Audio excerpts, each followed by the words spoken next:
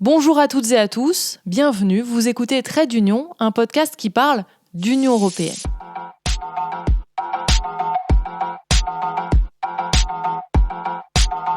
Je suis Audrey Vuettaz, journaliste pour la télévision, mais cette fois-ci j'ai décidé de me mettre à l'audio, pour vous faire partager l'Union européenne et ses coulisses. Pour beaucoup, l'Europe est hors sol, bureaucratique, voire ennuyeuse. C'est un peu vrai, mais je veux aussi tenter de vous montrer qu'elle a une influence sur votre quotidien. Aujourd'hui, nous allons parler du RGPD, le Règlement général sur la protection des données. Oui, un gros mot, mais le RGPD, vous le voyez tous les jours, sans forcément vous en rendre compte. Cet épisode est réalisé avec Étienne Bouteau, le créateur de Micro-Cravate, un podcast drôle, didactique avec plein de conseils pour nous apprendre à mieux protéger nos données et notre vie privée sur Internet. La suite de cet épisode sera d'ailleurs à retrouver sur son podcast à lui. Le lien est dans la description. Ma première rencontre avec le RGPD, je l'ai faite certainement comme vous, dans ma boîte mail, au printemps 2018. Une flopée de courriers de tous les sites auxquels j'étais abonnée, qui me demandaient mon consentement pour utiliser mes données. La conséquence d'une décision de 2016 du Parlement européen et du Conseil. C'est pas nouveau en fait, parce que c'est un règlement qui remplace une directive du Parlement européen et du Conseil qui date de 1995 Vous l'aurez compris, là, c'est Étienne qui parle. et qui est là pour renforcer les droits des personnes dont les données font l'objet d'un traitement. Il impose aussi à chaque État membre de disposer d'une autorité de contrôle indépendante, qui est chez nous la CNIL. Alors la directive de 1995 succède elle-même à la Convention pour la protection des données à caractère personnel qui date de 1981. Et on peut remonter encore aux années 70 pour trouver les premiers organismes et lois relatifs à la protection des données à caractère personnel dans le numérique.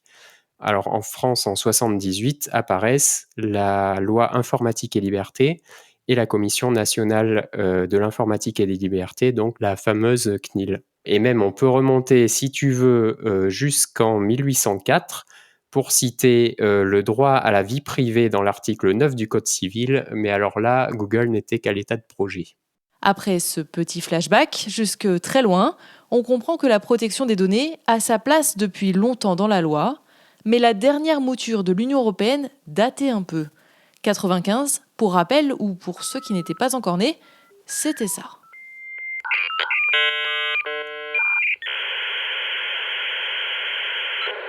Les balbutiements d'Internet, les modems, les Minitel et le début des GIF, il fallait donc une petite mise à jour.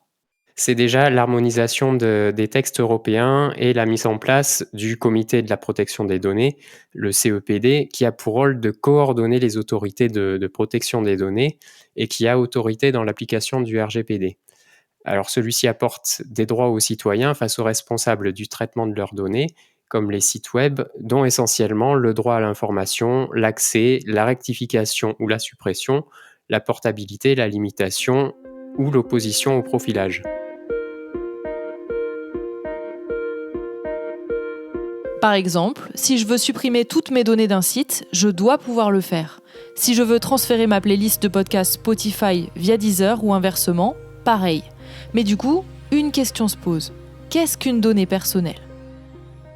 Selon la définition du Conseil de l'Europe, c'est toute information se rapportant à une personne physique identifiée ou identifiable. Identifiable, ça veut dire qu'on peut déterminer qui vous êtes à partir d'une info directe, donc votre numéro de sécu, ou d'un recoupement d'informations comme votre prénom associé au nom de votre entreprise. Voilà pour les définitions européennes, mais ça peut différer des autres États du monde, d'ailleurs ça diffère, dans les termes, mais surtout dans l'importance accordée aux données, parce qu'en Europe, la protection des données à caractère personnel est un droit fondamental qu'on ne retrouve pas, par exemple, aux États-Unis ou en Chine. On comprend donc qu'en Europe, nos données, c'est du sérieux. Toutes les entreprises présentes sur le territoire de l'UE, même celles qui sont américaines ou chinoises, doivent se plier au RGPD. En France, elles rendent des comptes à la CNIL, la Commission nationale informatique et liberté. Les entreprises peuvent ou doivent commencer par nommer un DPO, c'est un délégué à la protection des données, qui tiendra un rôle dans l'entreprise ou l'organisme de conseiller et de référent auprès de la CNIL. Et il aura aussi pour mission de veiller au respect du cadre légal du RGPD et d'auditer la conformité technique. Ensuite, l'entreprise doit recenser les traitements des données personnelles qu'elle effectue et établir l'ensemble des mesures préventives ou correctives pour en assurer leur sécurité.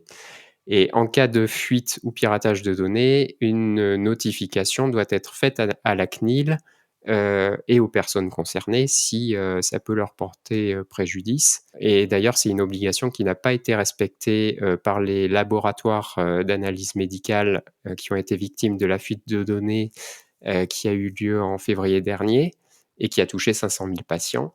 Et donc la CNIL a en effet appris la nouvelle par les médias. Ils ne l'ont pas dit et ça, c'est une pratique qui n'est pas nouvelle parce qu'en 2020, il n'y a que 24% des violations de données qui ont été signalées. Donc en fait, les entreprises ont un peu peur de se faire taper sur les doigts alors que la CNIL n'est pas là que pour sanctionner, mais aussi pour accompagner les entreprises dans leur sécurisation, dans leur mise en conformité, quoi.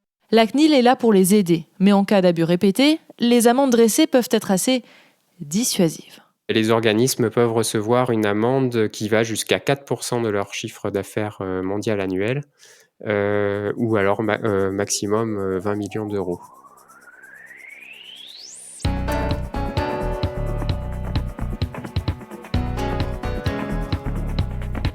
Dans votre journée, il y a plein d'autres moments où vous avez affaire au RGPD. En fait, presque à chaque fois que vous allez sur un site, la petite fenêtre pop-up qui vous prévient que le site utilise et stocke des cookies, eh bien c'est du RGPD.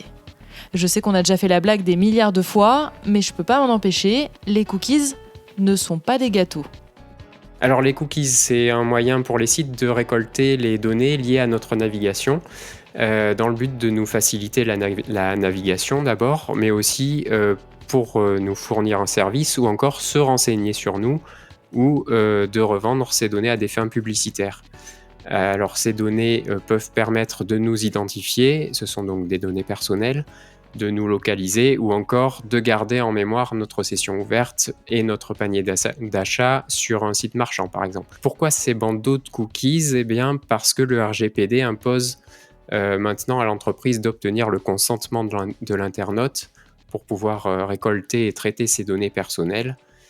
Donc, le site doit nous informer clairement des données qui seront collectées, à quelle fin, qui y aura accès et les conséquences de l'acceptation ou du refus de ces traceurs. Et si je clique sur non ? Si tu les refuses, ils peuvent encore déposer des cookies qui sont essentiels au fonctionnement du site, sans quoi te bloqueraient certains accès au site, mais ils ne peuvent pas en déposer plus. Le site n'utilisera que ce qui est dans mon intérêt légitime et ne pourra pas stocker mes données. Normalement, je ne devrais pas retrouver sur Facebook de pub pour une destination de voyage que j'ai précédemment consultée.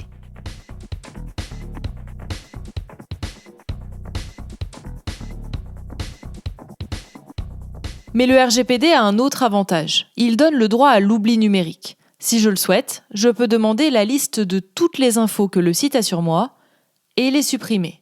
Pour ça, on peut directement demander au site, évidemment, en passant par sa politique de confidentialité. L'option est plus ou moins facile à trouver parce que les sites n'ont généralement pas trop d'intérêt à effacer nos données. Ils ont plutôt intérêt à les conserver. Après ça, on peut supprimer, c'est plus radical, mais on peut supprimer notre compte.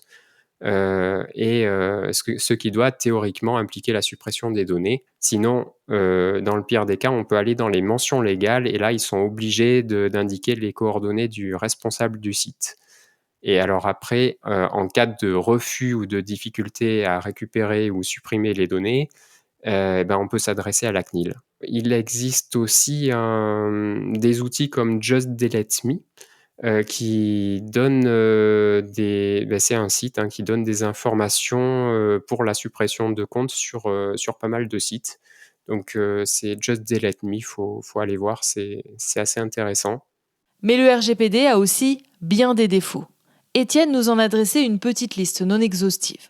La législation ne suffit pas à nous protéger de la collecte des données personnelles puisque les sites n'ont qu'à obtenir notre consentement pour pouvoir faire à peu près ce qu'ils veulent de nos données. L'internaute est obligé de lire les politiques de confidentialité de tous les sites qu'il visite s'il veut vraiment savoir ce que vont devenir ses données personnelles et donc d'avoir un minimum de connaissances techniques et en matière de bonnes pratiques pour pouvoir les protéger. Dans le cas d'une application, celle-ci peut bloquer l'accès à l'utilisateur si celui-ci n'accepte pas les conditions d'utilisation. Ensuite, après, du côté des entreprises, on a le DPO, donc le délégué à la protection des données, qui n'a pas forcément la formation technique. Donc, il a un rôle de conseil, mais s'il n'est pas réellement formé techniquement, son conseil va être limité de ce côté-là. Et enfin, selon certains, le RGPD est trop protecteur des données personnelles et entrave le développement numérique en Europe, notamment dans le domaine de l'intelligence artificielle qui, pour fonctionner, a besoin d'être nourri de données, de nos données personnelles. Dans le prochain épisode à retrouver sur le podcast d'Étienne, Micro-Cravate, on parlera du RGPD sous le prisme européen. Qui est chargé de le faire évoluer ? Comment se positionne la France quand l'Europe prend une décision sur le numérique et bien d'autres choses. Si vous avez aimé l'épisode, n'hésitez pas à le partager autour de vous. Ça aide bien pour faire connaître le podcast. Quant à moi, je vous dis à très vite.